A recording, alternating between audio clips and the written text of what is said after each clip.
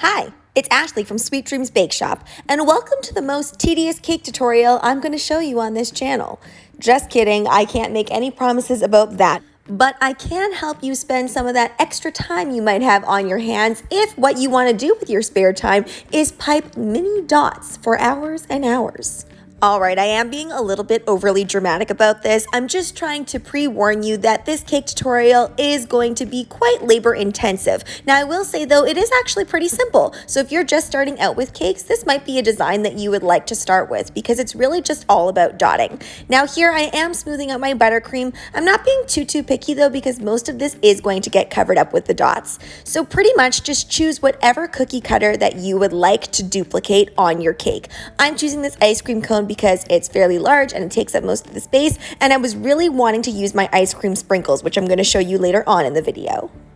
You will want to get all of your colors set up for this prior to, because you're going to want to switch back and forth between the colors. And you're also going to want to make sure that you fit each piping bag with a number 2 tip. I find this looks best with a number 2. It is a little bit small, so if you do want to eliminate some of that work, maybe go a little bit bigger, a 3 or even a 4 would work as well. I highly recommend you don't go with a 1 or else this will take you hours longer. Also, don't make the same mistake that I did, which was indent a little bit too much, because then it causes you to have to fill up that indent. Just indent it a little bit so that you can actually see the outline. Now, as you can see, what I'm starting with is I'm just outlining everything first, and then I will fill in things a little bit more carefully. Now, even this is sped up, so you can only imagine how long this really took.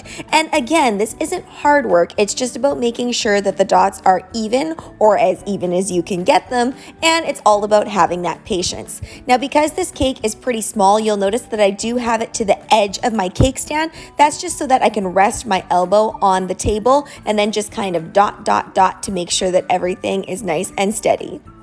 The trick to creating these dots is really just to make sure that you're always holding your piping bag the same distance the whole time. And you want to make sure that you just squeeze and then you lift off. And obviously when you're lifting off, you want to stop squeezing or else you're going to end up with kind of lines and peaks on your cake.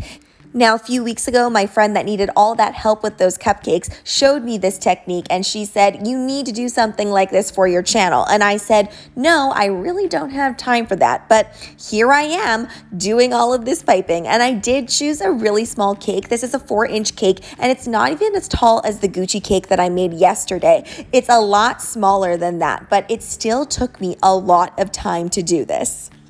I've seen a lot of these types of cakes on Instagram, but I'm not really sure what to call this particular style of cake.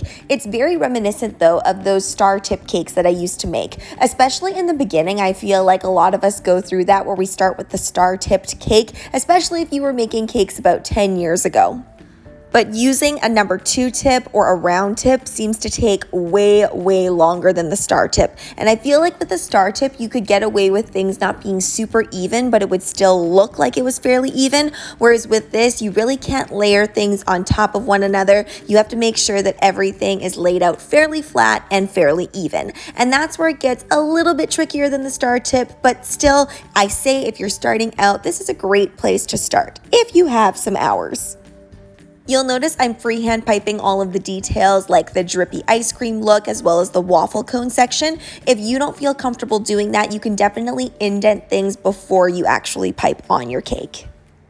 When I first started making cakes, I did want to have that ability to scrape things off just in case I couldn't get things perfect. So I would suggest that you place this in the fridge after you smoothly coat it in that buttercream, just so that you can take things off without ruining everything. Now I'm taking this tip and I'm going to be creating a little border on the bottom. You saw at first I did try to do this dotting border on the bottom and I didn't really like it, so I'm just covering up the whole thing with this little star tip. And I'm really just squeezing this and moving it back and forth. I am using Italian meringue buttercream, by the way, and you will want to make sure that you re-whip at this point when you're adding this border on. It does need to be nice and whipped. As you can see on the top, I wasn't really happy with what I first did, so instead I'm switching over to this border. And again, I just scraped off that purple that I had earlier, and now I'm adding this on top. To create this border, I am just gently squeezing, and I'm creating a corkscrew pattern with my piping bag.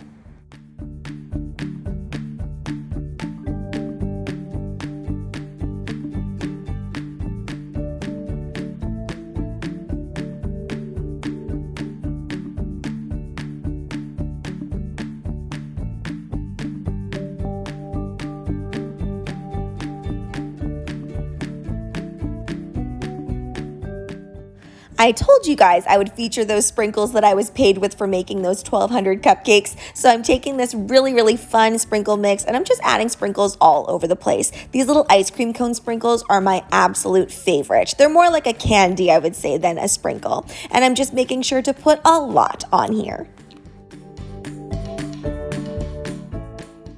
Now I'm going in and adding all of the little finishing touches onto my cake.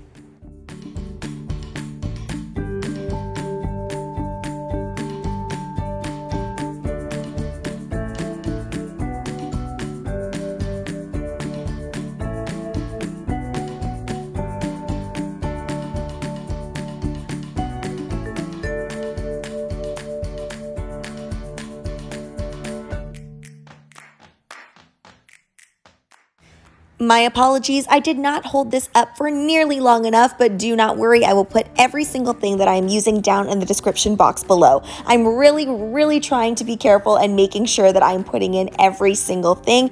And occasionally I am unable to find the actual product itself that I used, but I put something else down that I have used that is very similar.